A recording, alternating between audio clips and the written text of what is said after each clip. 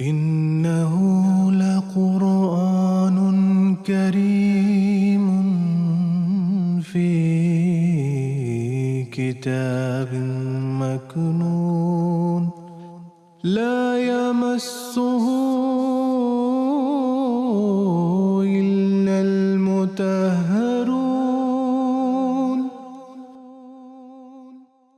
اعوذ باللہ من الشیطان الرجیم بسم اللہ الرحمن الرحیم۔ ناظرین کرام السلام علیکم ورحمۃ اللہ وبرکاتہ۔ ناظرین کرام، تفسیر کبیر سے درس کی سیریز کا ایک اور ایپیسوڈ لے کر ہم آپ کی خدمت میں ایک بار پھر حاضر ہیں۔ حسب سابق اس پروگرام میں میرے ساتھ شریک ہیں محترم مولانا عطا المجیب لون صاحب۔ محترم موصوب کا پروگرام میں خیر مقدم ہے۔ گزشتہ پروگرام میں حضرت مسلم موعود رضی اللہ تعالیٰ عنہ لا ریب فیہ جو آیت ہے اس کی تفسیر کرتے ہوئے رائبن کے فرماتے ہیں کہ رائبن میں قرآن مجید کے متعلق 4 دعوے ہیں اور ان کا ثبوت بھی حضور دے رہے ہیں۔ تو اس کی تفسیر کرتے ہوئے آگے حضور فرماتے ہیں کہ لا ریب فیہ، رائبن کے معنی بتائے جا چکے ہیں کہ تہمت، شک، کمی، نقص اور آفت و مصیبت کے ہیں۔ یہ سب کے سب معنی اس آیت میں چسپاں ہوتے ہیں اور قرآن کریم کے متعلق اس میں 4 دعویٰ کیے گئے ہیں۔ وہ 4 دعویٰ کیا ہیں اس کی تفصیل حضور آگے فرماتے ہیں۔ نمبر 1، اس میں کسی ہستی کی حق تلفی نہیں کی گئی اور کسی پر ناواجب الزام نہیں لگایا گیا، نہ خدا تعالیٰ پر اس میں تہمت لگائی گئی ہے اور نہ کسی نبی یا رسول پر، نہ ملائکہ پر، نہ بنی نوع انسان پر، نہ انسانی فطرت پر، غرض کسی کی اس میں حق تلفی نہیں کی گئی، کسی پر اتہام نہیں لگایا گیا۔ یہ اتنا بڑا دعویٰ ہے کہ اس کی نظیر دنیا کی کسی اور کتاب میں نہیں ملتی، اور یہ ایسی زبردست صداقت ہے جس کی مثال اور کوئی مذہب پیش نہیں کر سکتا۔ قرآن کریم کے شروع کرتے ہی یہ سوال اٹھایا گیا کہ اس کتاب کی دوسری کتب کی موجودگی میں کیا ضرورت ہے؟ اس سوال کا سہل ترین جواب یہ ہو سکتا تھا کہ پہلی کتب کی بعض مضحکہ خیز باتیں پیش کر دی جاتی اور کہا جاتا کہ ان کتب میں فلاں فلاں عیب ہے، اس لیے ان سے دنیا ہدایت نہیں پا سکتی۔ پس اللہ تعالیٰ نے قرآن کریم کو اتارا ہے۔ یہ جواب باوجود اس ادعا کے کہ قرآن کریم سب نبیوں کی تعلیم کی طرف ہدایت دینے کے لیے نازل ہوا ہے درست ہوتا، کیونکہ قرآن کریم کو اس امر کا مدعی ہے کہ محمد رسول اللہ صلی اللہ علیہ وسلم سے پہلے نبی آتے رہے ہیں اور ان میں سے بعض کو شریعت بھی ملی ہے۔ اس امر کو تسلیم نہیں کرتا کہ ان انبیاء کی تعلیم موجودہ وقت میں بھی محفوظ ہے۔ پس اس کا یہ جواب کہ موجودہ زمانہ میں پہلے نبیوں کی کتب غیر محفوظ ہیں اور خراب ہیں بالکل درست ہوتا، اور مخالفین قرآن کریم کے لیے نہایت درجہ مسقط بھی ہوتا، مگر ایک یعنی ساکت کرنے والا، ان کو لاجواب کرنے والا، مگر ایک عظیم الشان بشارت کی اس رنگ کی ابتدا نفیس طبیعتوں پر گراں ضرور گزرتی،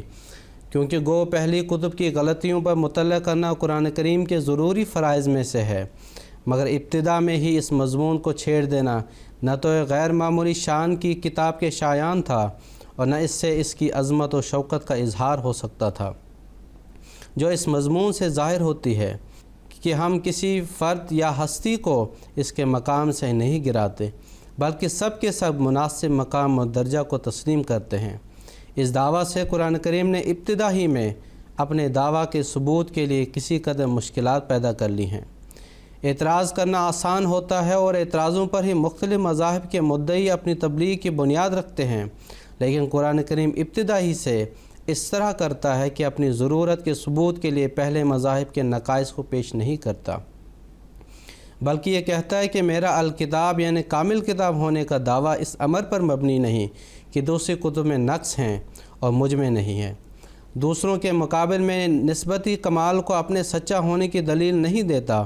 بلکہ بغیر کسی مذہب پر اتہام لگانے کے اپنے ذاتی کمالات اور اپنے ذاتی فضائل اور دینی امتیازی تعلیمات سے اپنی ضرورت اور اپنی صداقت کو ثابت کرتا ہوں۔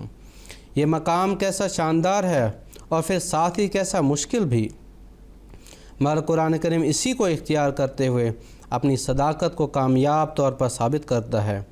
قرآن کریم اپنی سچائی کی دلیل یہ نہیں دیتا کہ دوسرے مذہب جھوٹے ہیں، اس لیے ایک سچے مذہب کی ضرورت تھی جسے وہ پورا کرتا ہے، بلکہ وہ یہ کہتا ہے کہ من امت الا خلا فیہا نذیر، سورہ فاطر، یعنی کوئی قوم بھی ایسی نہیں جس میں خدا تعالیٰ کا نبی نہ گزرا ہو۔ اور اسی طرح فرماتا ہے وَلِكُلِّ قَوْمٍ ہاد، سورہ رعد، اور ہر قوم میں ایک ہادی ہماری طرف سے آ چکا ہے۔ اسی طرح وہ تمام اقوام کے متعلق اصولی طور پر اس امر کو تسلیم کرتا ہے۔ خدا تعالیٰ ان میں سے ہر ایک کے سمجھانے کے لیے بھی اپنی طرف سے ہدایت نامے بھجواتا رہا ہے، اور اصولی طور پر بھی تمام مذاہب کو خدا تعالیٰ کی تصدیق کی مہر رکھتے ہیں، جھوٹ و فریب سے بری قرار دیتا ہے اور ان کی سچائی کا اقرار کرتا ہے، برخلاف مثلا یہود، نصارہ و احریوں کے مذاہب کے کہ وہ اپنے سوا دوسرے مذاہب کو جھوٹا قرار دیتے ہیں اور یہ خیال کرتے ہیں کہ تورات، انجیل اور وید کے سوا باقی سب جگہ ظلمت ہی ظلمت ہے، اور ان اقوام کے سوا اللہ تعالیٰ نے باقی سب قوموں کو ہدایت کے سامانوں سے محروم کر دیا تھا۔ بلکہ حق تو یہ ہے کہ اسلام کے سوا اور سب ادیان کسی نہ کسی شکل میں دوسرے مذاہب کو جھوٹا اور ادنا ہی قرار دیتے ہیں، لیکن اسلام ایسا نہیں کرتا۔ وہ ہر زمانہ اور ہر قوم کے لیے آسمانی ہدایت کو ضروری قرار دیتا ہے اور اپنے اپنے زمانہ کے لیے سب کو کامل اور انسانی حاجتوں کو پورا کرنے والا تسلیم کرتا ہے، اور اسی طرح قرآن کریم دوسرے مذاہب سے اتہام سے پاک ہونے میں بکلی ممتاز ہے۔ جی، اسی مضمون کو آگے جاری رکھتے ہوئے حضرت مسلم موعود رضی اللہ تعالیٰ عنہ نے آگے یہ تفصیل بیان فرمائی ہے کہ قرآن مجید کو اس لحاظ سے بھی امتیاز حاصل ہے کہ وہ کسی پر اللہ تعالیٰ پر یا ملائکہ پر یا اللہ کے انبیاء پر یا بنی نوع انسان پر، فطرت انسانی پر کوئی اتہام نہیں لگاتا، جبکہ دوسرے مذاہب کی جو کتابیں ہیں وہ اس لحاظ سے قرآن مجید سے نچلا درجہ رکھتی ہیں کیونکہ وہ اتہام لگاتی ہیں۔ چنانچہ اس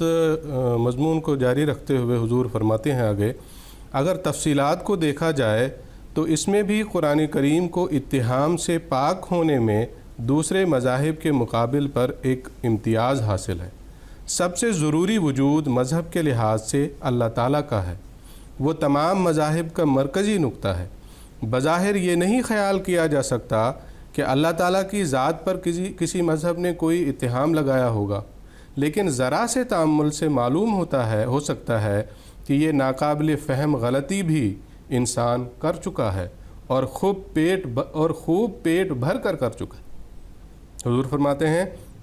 توریت کے حوالے سے کہ توریت خدا کی نسبت کہتی ہے کہ وہ دنیا کو پیدا کر کے تھک گیا اور اسے آرام کرنے کی ضرورت محسوس ہوئی، حالانکہ جو تھکے وہ خدا نہیں ہو سکتا۔ بائبل میں لکھا ہے کہ دنیا کو پیدا کر کے 7ویں دن اللہ تعالیٰ نے آرام کیا، پیدائش کی یہ آیت ہے۔ بعض اردو کے نسخوں میں مترجموں نے آرام کیا کی جگہ اعتراض کے ڈر سے فراغت پائی لکھ دیا ہے، لیکن دوسرے نسخوں اور انگریزی کے نسخوں میں آرام کیا کے الفاظ ہی ہیں، اور یہ اللہ تعالیٰ پر اتہام ہے کہ وہ کام کرتے کرتے تھک گیا اور اسے آرام کی ضرورت محسوس ہوئی۔ قرآن کریم اللہ تعالیٰ کو اس اتہام سے بری قرار دیتا ہے اور اس کی طرف یہ قول نقل فرماتا ہے وَلَقَدْ خَلَقْنَا السَّمَاوَاتِ وَالْأَرْضَ وَمَا بَيْنَهُمَا فِي سِتَّةِ أَيَّامٍ وَمَا مَسَّنَا مِن لُغُوبٍ، سورہ قاف کی آیت ہے، یعنی ہم نے آسمانوں اور زمین کو 6 اوقات میں پیدا کیا، لیکن اس کام سے ہمیں کوئی تھکان محسوس نہیں ہوئی اور نہ آرام کرنے کی حاجت پیدا ہوئی۔ اسی طرح مثلاً بائبل میں اللہ تعالیٰ کی نسبت لکھا ہے کہ تب خداوند زمین پر انسان کے پیدا کرنے سے پچھتایا اور نہایت دلگیر ہوا۔ گویا انسان کو پیدا کرنا ایک غلطی تھی اور اس پر نعوذ باللہ اللہ تعالیٰ کو ندامت پیدا ہوئی اور وہ اس پر دلگیر ہوا۔ یہ اللہ تعالیٰ پر ایک اتہام ہے، وہ خدا ہی کیا ہوا جو غلطی کرتا ہے اور نہیں جانتا کہ میرے فعل کا کیا نتیجہ ہوگا۔ قرآن کریم اللہ تعالیٰ کی نسبت فرماتا ہے کہ وہ سبحان اور قدوس، یعنی وہ سب عیبوں سے پاک ہے اور سب بزرگیوں کا مالک ہے، اور اسی صورت میں آگے چل کر فرماتا ہے کہ انی عالم غیب السماوات والارض، سورہ بقرہ کی ہی آیت ہے یہ، یعنی میں اللہ آسمان و زمین کے متعلق تمام امور ابتدائے آفرینش سے اور آئندہ کے تمام زمانوں کے متعلق خوب اچھی طرح جانتا ہوں۔ اب ظاہر ہے کہ جس کو آسمان اور زمین کے متعلق پورا غیب حاصل تھا اور وہ اس کے حال اور مستقبل سے اچھی طرح واقف تھا، اس کی نسبت کب یہ تسلیم کیا جا سکتا ہے کہ اس نے غلطی سے دنیا کو پیدا کر دیا اور بعد میں پچھتانے لگا؟ پھر حضور آگے چل کر فرماتے ہیں، پھر ایک اصول کے طور پر قرآن کریم میں یہ بیان فرمایا گیا ہے، یسبح للہ ما فی السماوات و ما فی الارض الملک القدوس العزیز الحکیم، سورہ جمعہ کی آیت ہے، یعنی زمین و آسمان کا ذرہ ذرہ اللہ کے ہر عیب سے پاک ہونے پر دلالت کرتا ہے۔ اس میں کس طرح اصولاً بائبل کے خیالات کے خلاف تعلیم دی ہے اور بتایا ہے کہ اللہ تعالیٰ نے اس دنیا کو پیدا کرنے میں کوئی غلطی نہیں کی، کیونکہ جو کام ایک فاعل بالارادہ غلطی سے کرتا ہے یا جو انجام کے لحاظ سے غلط ہو جاتا ہے، وہ کام اپنے فاعل کے نقص پر ایک شہادت ہوتا ہے اور اس کی کم علمی یا بصیرت کے ذوف پر دلالت کرتا ہے۔ مگر قرآن کریم فرماتا ہے کہ زمین اور آسمان میں جو بھی ہے، انسان ہوں یا حیوان ہوں، فرشتے ہوں یا ارواح ہوں، اسی طرح نباتات ہوں کہ جمادات ہوں، باریک سے باریک ذرہ ہو کہ بڑے سے بڑا سماوی کرہ ہو، سب کے سب اس بات پر شہادت دے رہے ہیں کہ اللہ تعالیٰ ہر نقص سے پاک ہے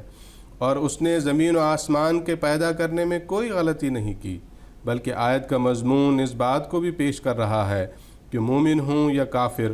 مخلص ہوں یا منافق، سب ہی باوجود اپنے منہ کے غلط بیانات اور دماغ کے مخالف خیالات کے اپنے وجود اور اپنے عمل سے اس امر کو ثابت کر رہے ہیں کہ زمین و آسمان کی پیدائش میں اللہ تعالیٰ نے غلطی نہیں کی۔ اس کے بعد فرماتا ہے کہ اس دعویٰ کا ثبوت یہ ہے کہ دنیا کا وجود خدا تعالیٰ کے ملک، قدوس، عزیز اور حکیم ہونے پر دلالت کر رہا ہے، یعنی نظام عالم میں اس امر پر دلالت کر رہا ہے کہ اللہ تعالیٰ ملک یعنی بادشاہ ہے اور اس کی طرف سے ایک قانون دنیا کو ملا ہے جس کی پابندی کرنے والے انعام پاتے ہیں اور خلاف ورزی کرنے والے سزا پاتے ہیں۔ ملک سے اس جگہ قانون شریعت مراد ہے یا قانون طبعی کا وہ حصہ جس کی خلاف ورزی کا انسان مرتکب ہو سکتا ہے، جیسے مثلاً زیادہ کھا جانا یا آنکھ، ناک، کان سے زیادہ یا کم کام لینا۔ غرض اللہ تعالیٰ کا وہ قانون جس کی اطاعت جبراً نہیں کی جاتی بلکہ اس پر چلنے یا نہ چلنے کی بندے کو مقدرت حاصل ہوتی ہے، اس کا ملوکیت والا قانون ہے، کیونکہ بادشاہی قانون بھی ایسے ہی ہوتے ہیں کہ لوگوں کو ان کے توڑنے کی طاقت ہوتی ہے، گو ان کے توڑنے پر وہ سزا پاتے ہیں۔ اس ملوکیت والے قانون پر عمل کرنے والے انعامات پاتے ہیں، شرعی قانون پر عمل کرنے والے روحانی انعام اور طبعی قانون پر عمل کرنے والے طبعی انعام۔ اور یہ اس امر کا ثبوت ہے کہ اس نظام عالم کا کوئی بادشاہ ہے، چنانچہ انبیاء اور صلحاء کے ساتھ جو معاملہ خدا کی طرف سے ہوتا ہے وہ ایک قادر خدا کا جو تمام مخلوقات کا بادشاہ ہے ایک قطعی اور یقینی ثبوت ہے۔ آگے اسی مضمون کو بڑھاتے ہوئے حضور انہی جو 4 صفات ہیں اس تعلق سے مزید وضاحت کرتے ہوئے فرماتے ہیں، اس کے بعد فرماتا ہے القدوس وہ پاک اور تمام عیوب سے مبرہ ہے، یعنی اس کی ملوکیت کے معاملہ پر غور کرو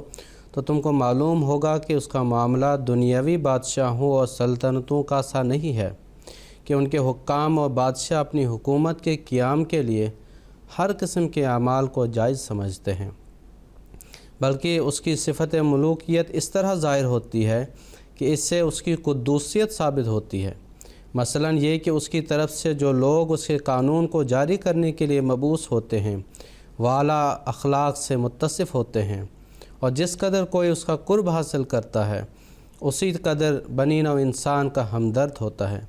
اسی طرح جو اس کے طبعی قانون پر عمل کرتا ہے اس کے اعلیٰ سے اعلیٰ فوائد حاصل کرتا ہے اور طبعی نقائص سے محفوظ ہو جاتا ہے۔ خدا تعالیٰ کے جاری کردہ قانون کے مطابق آنکھوں سے کام لینے والے کی آنکھیں مضبوط ہوں گی، اس کے قواعد کے مطابق معدے سے کام لینے والے کا معدہ تمام بیماریوں سے بچا رہے گا، غرض اس کا قانون ایسا ہے کہ اس پر عمل انسان کو مشقت و تکلیف میں نہیں ڈالتی بلکہ اس پر عمل سے انسان قدوسیت کی چادر پہنتا ہے، یعنی جس قدر عمل کرتا ہے اسی قدر نقصوں سے پاک ہوتا جاتا ہے۔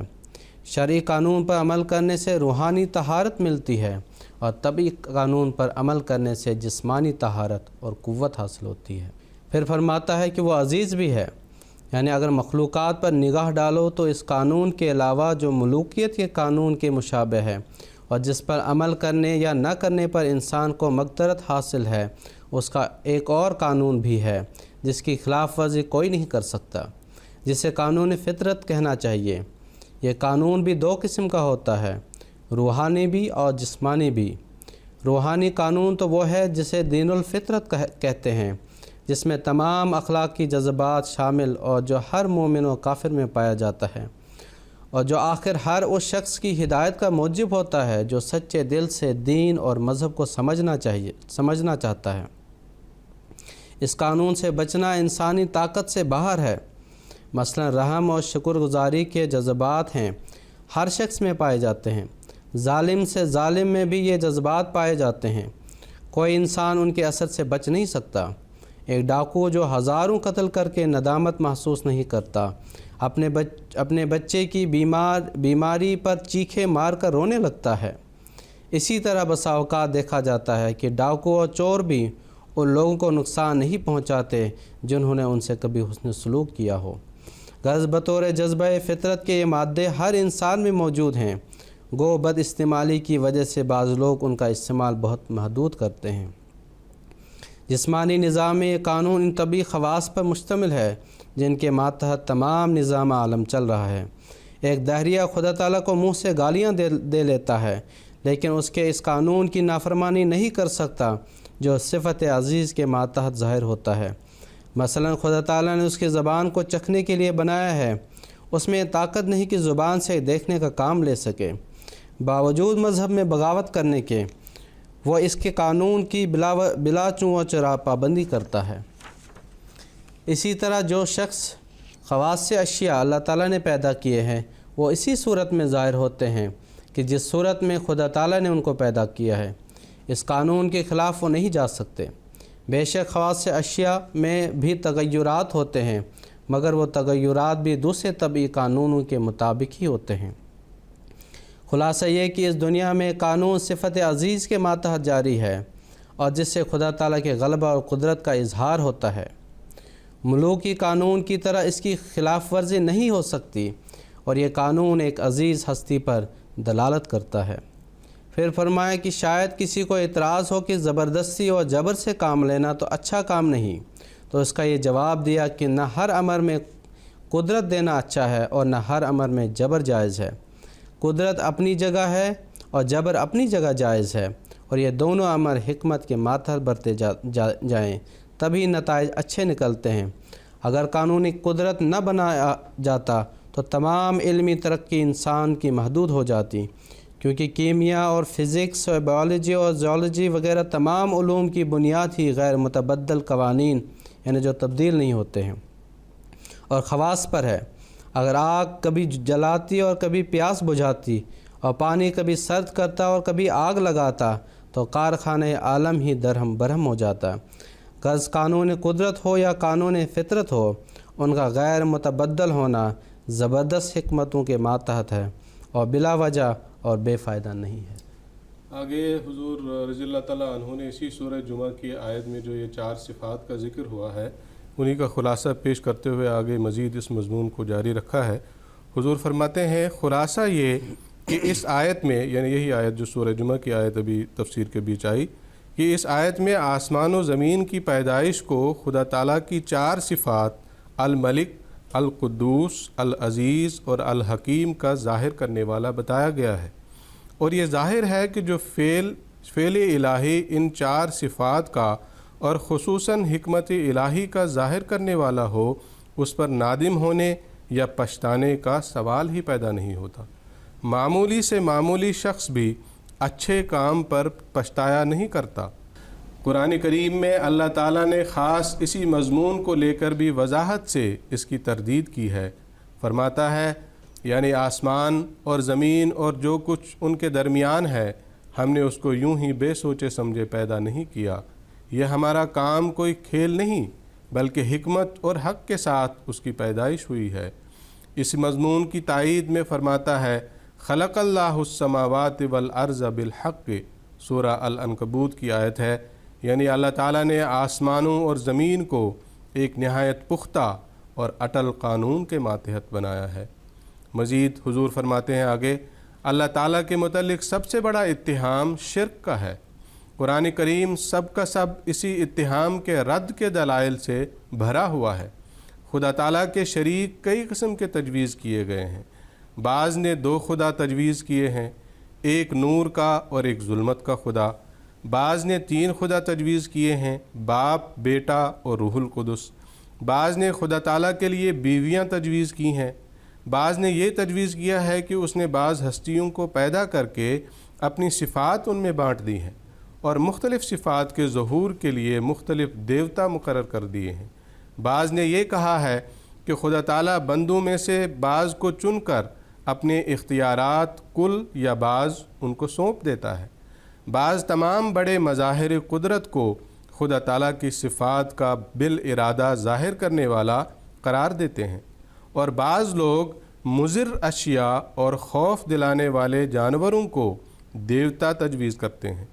بعض مظاہر حسن کو خدا کا مظہر اور الوہیت کی صفت سے متصف قرار دیتے ہیں۔ قرآن کریم نے ان تمام قسم کے شرکوں کو تفصیل سے رد کیا ہے اور ان عقائد کے غلط ہونے کے دلائل دیے ہیں، مگر اس مفصل مضمون کو حوالوں کے ساتھ بیان کرنے کا یہ موقع نہیں۔ اگلے کسی موقع پر ان آیات کے ماتحت ان کا ذکر آ جائے گا، جن میں توحید یا شرک کی تفصیلات کا ذکر ہے انشاءاللہ۔ اسی طرح حضور آگے فرماتے ہیں، اسی طرح قرآن کریم نے اللہ تعالیٰ کی صفات کو بالتفصیل بیان کیا ہے، جس کی مثال اور کسی کتاب میں نہیں ملتی، اور اس طرح ان تمام اتہاموں سے جو مختلف صفات کے ناقص بیان سے یا ناقص طور پر سمجھنے سے اللہ تعالیٰ کی طرف مختلف مذاہب یا مختلف فلسفے منسوب کرتے چلے آئے ہیں، اللہ تعالیٰ کو بری قرار دیا ہے۔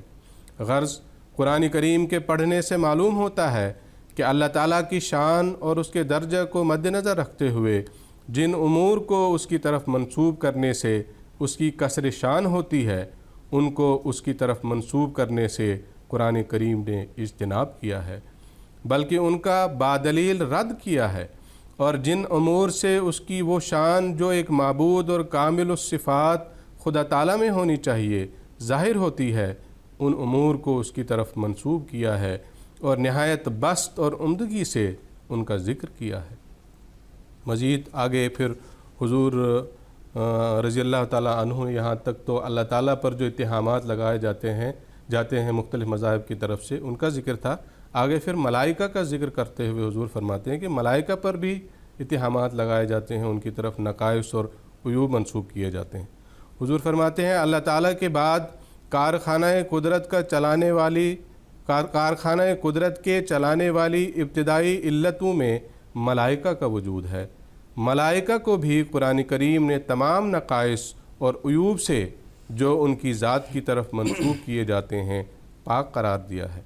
مثلاً فرماتا ہے لا یعصون اللہ ما امرہم ویفعلون ما یؤمرون، سورہ التحریم کے یہ آیت ہے، یعنی ملائکہ اللہ تعالیٰ کے احکام کی نافرمانی نہیں کرتے بلکہ جو انہیں حکم دیا جاتا ہے اس کی پوری طرح اطاعت کرتے ہیں، اور اس طرح ان تہمتوں کا رد کر دیا ہے جو مثلاً یہود کی طرف سے ملائکہ پر لگائی جاتی ہیں کہ فرشتوں نے خدا تعالیٰ کی نافرمانی کی اور اس کے احکام کو پشت ڈال دیا۔ ہندوؤں میں ہے کہ دیوتاؤں نے فلاں فلاں گناہ کیا، اور اس تہمت سے فرشتوں کو بچانا ایک ضروری امر تھا، کیونکہ فرشتے نیکی کی تحریکوں کا سرچشمہ ہیں، اور یہ ظاہر ہے کہ اگر ایک مصفہ پانی کے چشمہ کے متعلق شک اور شبہ پیدا ہو جائے تو انسان اس سے فائدہ اٹھانے سے محروم رہ جائے گا اور نیکی کا وہ دروازہ اس کے لیے بند ہو جائے گا۔ آگے حضور فرماتے ہیں تیسرا ستون انسان کی روحانی اور اخلاقی عمارت کی تکمیل کے لیے کلام الہی ہے کہ اس کے ذریعے سے انسان یقین اور معرفت حاصل کرتا ہے۔ اس پر بھی مختلف مذاہب اور فلسفوں نے تہمت دھرنے سے دریغ نہیں کیا تھا۔ مثلاً بعض یہ کہتے تھے کہ الہام صرف خیالات صافیہ کا نام ہے، حالانکہ محض خیالات کا نام الہام رکھ کر اس یقین اور اعتماد کا دروازہ بند کر دیا جاتا ہے جو لفظی الہام کے ذریعے سے حاصل ہوتا ہے، کیونکہ اس صورت میں ہر شخص اپنے خیال کا نام الہام رکھ سکتا ہے۔ اس بارے میں قرآن کریم فرماتا ہے کلم اللہ موسیٰ تکلیما، سورہ نساء کی آیت ہے۔ اللہ تعالیٰ نے موسیٰ سے بالمشافہ اور الفاظ میں باتیں کی تھیں۔ اسی طرح قرآن کریم کی نسبت فرماتا ہے وَإِنْ أَحَدٌ مِّنَ الْمُشْرِكِينَ اسْتَجَارَكَ فَأَجِرْهُ حَتَّى يَسْمَعَ كَلَامَ اللَّهِ ثُمَّ أَبْلِغْهُ مَأْمَنَهُ، سورہ توبہ کی آیت ہے۔ یعنی اگر ان مشرکوں میں سے جو تجھ سے برسر جنگ ہیں کوئی شخص تجھ سے پناہ مانگے تو اسے پناہ دے تاکہ وہ اس کتاب کو سن سکے جو تجھ پر نازل ہوئی ہے، اور ساری کی ساری کلام اللہ سے ہے، نیز کسی بندہ کا بنایا ہوا کوئی لفظ بھی اس میں شامل نہیں ہے۔ پھر جب وہ اللہ تعالیٰ کے کلام کو سن لے اور چاہے کہ اپنے لوگوں کے پاس جائے تو چاہیے کہ حکومت کی حفاظت میں اسے اس علاقے میں جو اس کی اپنی قوم کا ہے اور اس کے لیے امن کی جگہ ہے تو اسے واپس پہنچا دے۔ غرض قرآن کریم نے کتب سماویہ کو بھی اس تہمت سے بچایا کہ گویا وہ خدا تعالیٰ کا کلام نہیں بلکہ بعض بڑے لوگوں کے خیالات ہیں جو انہوں نے خدا تعالیٰ کی طرف منسوب کر دیے ہیں۔ آگے حضور چوتھے ستون کا ذکر کیا ہے جو بھی جس پر بھی دوسرے مذاہب یا دوسرے فلسفی جو لوگ تھے اتہام لگاتے تھے۔ حضور فرماتے ہیں چوتھا ستون مذہب کی عمارت کا انبیاء کا وجود ہے۔ ان کے متعلق بھی قرآن کریم نے جو تعلیم دی ہے وہ ہر ایک اتہام سے پاک ہے۔ مثلاً ایک تو اصولی طور پر قرآن کریم نے یہ بتایا ہے کہ انبیاء خدا تعالیٰ کے مقرب اور پاک لوگ ہوتے ہیں، چنانچہ فرماتا ہے وَإِذَا جَاءَتْهُمْ آیَةٌ قَالُوا لَن نُؤْمِنَ حَتَّى نُؤْتَى مِثْلَ مَا أُوتِیَ رُسُلُ اللَّهِ اللَّهُ أَعْلَمُ حَيْثُ يَجْعَلُ رِسَالَتَهُ سَيُصِيبُ الَّذِينَ أَجْرَمُوا صَغَارٌ عِندَ اللَّهِ وَعَذَابٌ شَدِيدٌ بِمَا كَانُوا يَمْكُرُونَ، سورہ انعام کی آیت ہے۔ یعنی جب انبیاء خدا تعالیٰ کا معجزانہ کلام یا اس کے آسمانی نشانات دنیا کے سامنے پیش کرتے ہیں تو گنہگار لوگ کہتے ہیں کہ ہم کو بھی براہ راست وہی نعمت ملے جو اللہ کے رسولوں کو ملی ہے، تب ہم ایمان لائیں گے۔ یہ لوگ اپنے اعمال کو نہیں دیکھتے، اللہ تعالیٰ ان پر اپنا پاکیزہ کلام کس طرح نازل کر سکتا ہے جبکہ یہ گنہگار و مجرم ہیں۔ اللہ تعالیٰ خوب جانتا ہے اپنی رسالت کا بار کس پر رکھے، یعنی اسی کو یہ خلت دیتا ہے جو پاک باز و نیکوکار ہو، مجرم نہ ہو۔ پھر فرماتا ہے یہ گنہگار لوگ انبیاء والے انعامات کے طالب ہیں، حالانکہ گنہگاروں کو تو اللہ تعالیٰ کی طرف سے ان کے بد ارادوں و منصوبہ بازیوں کی وجہ سے ذلت و سخت عذاب پہنچے گا۔ اس آیت میں اصولی طور پر انبیاء کی پاکیزہ زندگی، ان کے تقدس کی شہادت دی گئی ہے، اور اس طرح ان تمام خیالات کی تردید کر دی گئی ہے جو اللہ تعالیٰ کے انبیاء پر لگائے جاتے ہیں، خواہ ان کا ذکر قرآن کریم میں کیا گیا ہو یا نہ کیا گیا ہو۔ جیسا کہ مثلاً کرشن جی علیہ السلام کے بارے میں خود انہی کے متبع کہتے ہیں کہ وہ مکھن چرایا کرتے تھے اور عورتوں کے ساتھ عیش و عشرت میں مشغول رہا کرتے تھے، نعوذ باللہ من ذالک۔ چنانچہ شریمد بھگوت پران میں لکھا ہے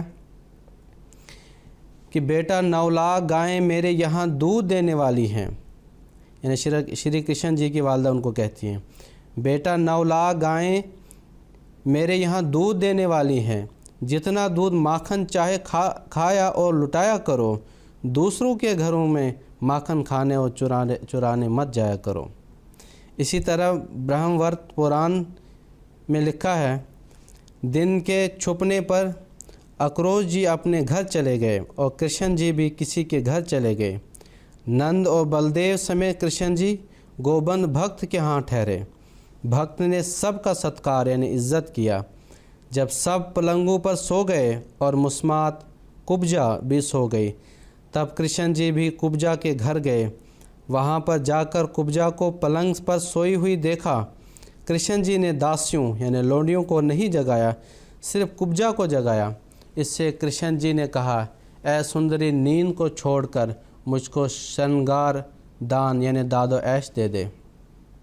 اور اس عبارت کے بعد اور بھی بہت کچھ خرافات ہیں جن کی نقل سے شرم و حیا اور حضرت کشن کا ادب مانے ہیں، مگر یہ سب من گھڑت باتیں دوسرے لوگوں کی ہیں۔ کرشن جی علیہ السلام ان سب باتوں سے پاک تھے، جیسا کہ قرآن کریم سے اصولی طور پر سب ربانی مصلحین کی پاکیزہ زندگی کا ثبوت ملتا ہے۔ اسی طرح رام چندر جی مہاراج کی نسبت کہا جاتا ہے کہ وہ سیتا جی سے آخری عمر میں بلا وجہ ناراض ہو گئے اور قطع تعلق کر لیا۔ جن انبیاء کا ذکر خاص مسالے کے ماتحت اور فوائد جلیلہ کے لیے قرآن کریم نے نام لے کر کیا ہے، ان کی شان کو قرآن کریم نے خاص طور پر ذکر کیا ہے اور ان پر لگائے ہوئے اتہامات کو خاص طور پر رد کیا ہے۔ مثلا بائبل کہتی ہے کہ آدم نے گناہ کیا اور دیدہ دانستہ اللہ تعالیٰ کی نافرمانی کی۔ قرآن کریم فرماتا ہے وَلَقَدْ عَهِدْنَا إِلَىٰ آدَمَ مِن قَبْلُ فَنَسِيَ وَلَمْ نَجِدْ لَهُ عَزْمًا، سورہ طٰہٰ۔ یعنی اے محمد رسول اللہ صلی اللہ علیہ وسلم، تجھ سے پہلے ہم نے آدم کو بھی بعض امور شریعت سے اطلاع دی تھی، مگر ایک موقع پر وہ ایک حکم کے بارے میں بھول گیا، مگر اس کا ارادہ ہماری نافرمانی کرنے کا نہ تھا۔ یعنی آدم سے جو غلطی ہوئی تھی وہ بھول چوک کی قسم سے تھی، جو گناہ نہیں کہلاتی اور دل کی تاریکی پر دلالت نہیں کرتی۔ اسی طرح بائبل میں لکھا ہے کہ ابراہیم علیہ السلام نے نعوذ باللہ بعض مواقع پر جھوٹ بولا۔ مسلمانوں کی ایک جماعت نے بھی بعض احادیث سے دھوکہ کھا کر اسی قسم کا عقیدہ بنا رکھا ہے، مگر قرآن کریم فرماتا ہے کہ وَإِبْرَاهِيمَ الَّذِي وَفَّى، سورہ نجم، یعنی ابراہیم علیہ السلام نے جو وعدہ اللہ تعالیٰ سے کیا تھا اسے کامل طور پر پورا کر دیا، یعنی تمام اخلاق حسنہ کا اعلیٰ سے اعلیٰ نمونہ دکھایا۔ کیا عدل اور کیا احسان اور کیا عفو اور کیا ستاری اور کیا رافت اور کیا شفقت علی خلق اللہ اور کیا سچائی اور کیا معاملہ کی صحت، ہر ایک حکم جو خدا تعالیٰ کی طرف سے اسے دیا گیا تھا اسے اس نے پورا کیا، اور معمولی طور پر نہیں کیا بلکہ اعلیٰ سے اعلیٰ نمونہ احکام الہی کے پورا کرنے میں دکھایا۔ اسی مضمون کو حضور رضی اللہ تعالیٰ عنہ نے آگے جاری رکھا ہے، اور حضرت موسیٰ، حضرت ہارون، حضرت سلیمان اور حضرت مسیح علیہ السلام کے بارے میں جو اتہامات لگائے جاتے ہیں اس کو کس طرح اللہ تعالیٰ نے پاک کیا ہے اس کا ذکر فرمایا ہے۔ چنانچہ حضور فرماتے ہیں بعض لوگوں نے کہا تھا کہ موسیٰ نے خدا تعالیٰ کے حکم سے مصریوں سے دھوکہ سے ان کے زیور مانگ لیے، خروج کی آیت ہے، اور پھر ان کو لے کر مصر سے بھاگ گئے، مگر قرآن کریم کہتا ہے کہ وَلَٰكِنَّا حُمِّلْنَا أَوْزَارًا مِّن زِینَةِ الْقَوْمِ فَقَذَفْنَاهَا، سورہ طٰہٰ کی آیت ہے۔ یعنی جب حضرت موسیٰ علیہ السلام کے پہاڑ پر جانے کے بعد ان کی قوم کے ایک حصہ نے شرک کیا اور حضرت موسیٰ نے آ کر ان پر ناراضگی کا اظہار کیا، تو ان کی قوم نے جواب دیا کہ ہم نے اپنی مرضی سے یہ کام نہیں کیا